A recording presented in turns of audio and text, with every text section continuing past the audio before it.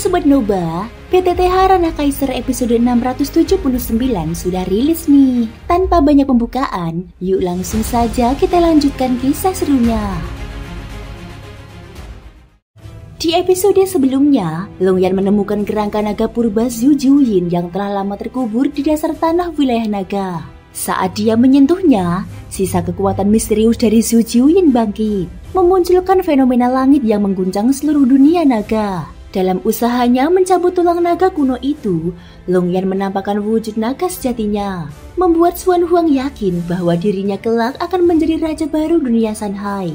Sementara itu melalui percakapan dengan Xiaoyan, terungkap bahwa Xuan Huang bukanlah sosok yang mendambakan kekuasaan, melainkan makhluk bijak yang mencari penerus dan tujuan baru bagi klan naga. Namun tepat ketika semuanya tampak tenang, sisa jiwa Zhu Juyin bangkit kembali, menghidupkan kerangka raksasanya. Longyan dengan berani memilih untuk menghadapi kebangkitan itu seorang diri. Di langit yang bergemuruh, dua makhluk raksasa menutupi cakrawala, bertarung dengan cara paling primitif dan brutal. Setiap benturan tubuh mereka menimbulkan gelombang kejut mengerikan, memekik bagai sambaran petir, menyebar ke segala arah dengan kekuatan yang mampu mengguncang jiwa. Di bawah mereka, benua dan pegunungan berguncang hebat, tanah retak, gunung hancur, dan bumi nyaris terbalik karena amukan dua raksasa itu. Melihat kehancuran yang nyaris tak terbendung, Xuan Huang segera berseru dengan suara panik. Saudara Xiaoyan, cepat gunakan formasi untuk melindungi pegunungan ini. Jika tidak, seluruh sarang naga akan hancur oleh tabrakan mereka. Seketika itu juga, Xuan Huang turun dari udara dan menyalurkan kekuatannya ke dalam tanah, berusaha menstabilkan wilayah tersebut. Namun, jarak pertempuran yang terlalu dekat dengan permukaan membuat tanah sulit menahan kekuatan destruktif itu. Xiaoyan mencengkeram damu erat-erat. Kilau biru menyala dari tubuh makhluk itu dan membentuk pola rumit di udara. Dalam sekejap, sebuah formasi kuno terwujud, lalu dengan keras menghantam bumi. Formasi itu segera menyebar cepat, melingkupi seluruh area pegunungan sejauh puluhan ribu li. Hanya berkat formasi tersebut, daratan itu akhirnya tidak sepenuhnya hancur. Pertempuran dua raksasa itu tidak berlangsung lama. Tubuh tulang belulang raksasa milik Zhu Juyin mulai retak di udara. Kemudian perlahan hancur menjadi debu putih seperti serbuk tulang yang berterbangan. Longyan yang melayang di langit mengangkat tangannya perlahan. Di antara pecahan tulang itu, beberapa batu berbentuk teratur tidak ikut hancur. Dia meraih dengan telapak tangannya, dan potongan tulang tersebut seolah hidup kembali, mulai menyatu, membentuk sebuah tombak kuno yang memancarkan aura suci dan menakutkan. Suara raungan naga menggema dari dalam tombak tersebut, membuat udara di sekitarnya bergetar hebat. Melihat hal itu, Xuan Huang berseru penuh sukacita. Saudara Xiaoyan, lihat, bahkan Zhu Juyin dari dunia Sanhai telah mengakui Longyan. Dia menghadiahkan tombak tulang Dewa Jiuyin kepadanya. Tidak diragukan lagi, dia akan menjadi raja baru bagi ras naga. Pada saat ini, tubuh naga raksasa Longyan perlahan memudar, berganti menjadi wujud manusianya. Dia mengulurkan tangan dan menyentuh tombak tersebut. Seketika tombak itu bergetar hebat, memancarkan tekanan dahsyat yang hampir tak tertahankan. Longyan mengerahkan kekuatan penuh. Dengan suara gemuruh, getaran itu mereda, dan tombak tersebut akhirnya tunduk di bawah tekanannya. Tombak Dewa Tulang Jiuyin, senjata yang memancarkan kekuatan ilahi, kini sepenuhnya berada di genggaman Longyan. Ketika dia mengayunkannya perlahan, udara di sekitarnya langsung bergetar. Gelombang energi mengerikan menyapu sekeliling, menandakan betapa besar kekuatan senjata tersebut. Setelah menyimpannya, ekspresi buas di wajah Longyan perlahan mereda. Dia kembali tenang, lalu melangkah ke sisi Xiaoyan. Xiaoyan menatapnya dengan serius. Bagaimana keadaannya? Longyan menjawab dengan suara dalam. Dia telah gugur, namun kekuatan warisannya disegel. Sebelum lenyap, dia memintaku untuk membantu membebaskan warisan itu. Sebagai balasan, dia meninggalkan kekuatan terakhirnya, yang kini telah menjelma menjadi tombak Dewa Tulang Jiuyin ini. Xuan Huang yang mendengarnya dari samping tampak terkejut. Warisannya disegel. Apakah kau mengetahui sesuatu yang lebih jelas? Tidak heran kami tidak dapat menemukannya selama ini. Longyan hanya menggelengkan kepalanya tanpa menjawab. Dia memang bukan sosok yang pandai menyembunyikan sesuatu. Apa yang dia ketahui akan diungkapkan, dan apa yang tidak dia ketahui, dia biarkan kosong begitu saja. Xiaoyan lalu menatap Xuan Huang. Xuan Huang mengangguk perlahan. Bagaimanapun, warisan Zhu Juyin tidak akan meninggalkan dunia Sanhai. Cepat atau lambat, dia akan muncul kembali. Seketika, Xuan Huang tersenyum samar. Sudahlah, saudara Xiaoyan, seperti janjiku sebelumnya, ikutlah denganku kembali ke klan naga.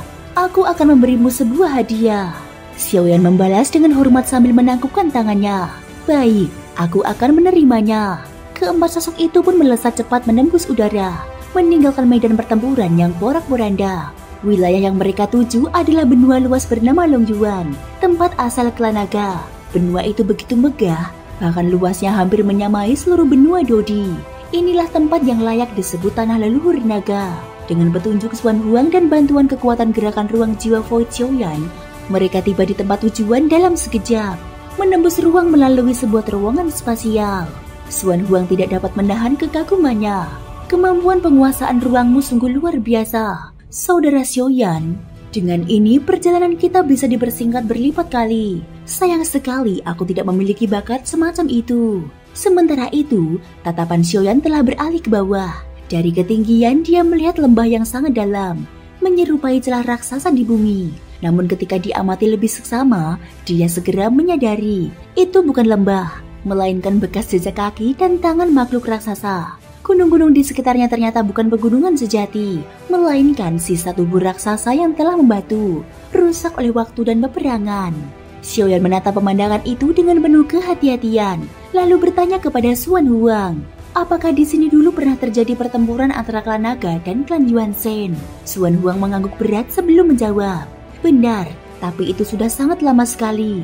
Tempat ini dulunya adalah medan perang kuno. Mayat raksasa yang kau lihat itu adalah sisa-sisa dari pertempuran antara ras naga dan ras Yuan Shen.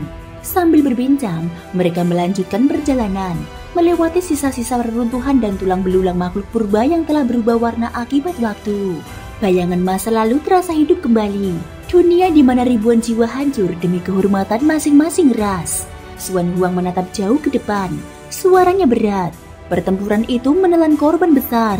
Baik klan naga maupun klan Yuan Shen sama-sama kehilangan banyak tokoh kuat.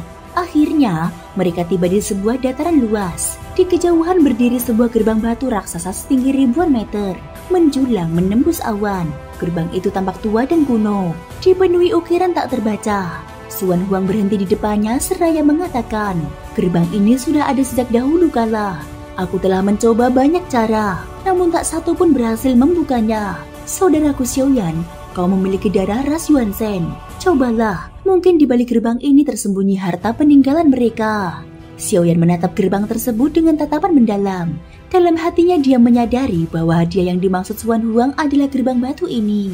Jika benar gerbang ini peninggalan klan Yuan Shen, maka nilainya tidak ternilai.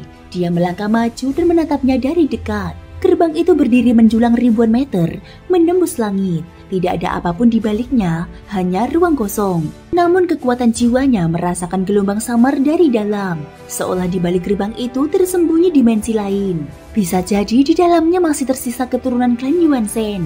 Gumamnya pelan, dia mendekat, bintang putih di dahinya berpendar terang, lalu menghantamkan kekuatan besar ke arah gerbang. Namun, meski menggunakan kekuatan penuhnya, gerbang itu tidak bergeming. Xuan Huang menghela nafas kecil. Sepertinya bukan sekedar soal teknik. Jika mengandalkan kekuatan kasar, sulit untuk membukanya. Pasti ada trik tertentu di sini, ucap Xuan Huang sambil menggelengkan kepala. Raja Tianzang yang berdiri di sisi lain menatapnya dan berkata, menurutku, justru sebaliknya. Gerbang ini memang tidak bisa dibuka dengan sembarang kekuatan. Ras Yuan Shen dikenal dengan latihan tubuh yang ekstrim.